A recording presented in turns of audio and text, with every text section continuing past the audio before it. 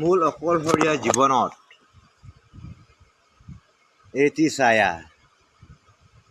মোৰ দেউতা মোৰ 5 বছৰ বয়সতে ঢুকাইছিলে। তাৰপিছত মোৰ মায়ে মোক নেপেৰাৰ তাগিদাত ফচল হায়ে।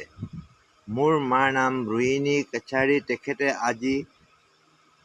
তেখেতৰ প্ৰেৰণাৰ বাবে আজি মই এই চৰকাৰী হাইস্কুলত চাকৰি কৰি আছোঁ। তেখেতৰ প্ৰতি মোৰ কোটি কোটি প্ৰণাম। মাৰ সমান হ'ব কোন, নৈৰ সমান বব কোন বুলি কয় যে, সেইটোৱেই কথা। আপুনি যদি মাকক শাস্তি দিয়ে, আপোনাকো মাকে শাস্তি দিব।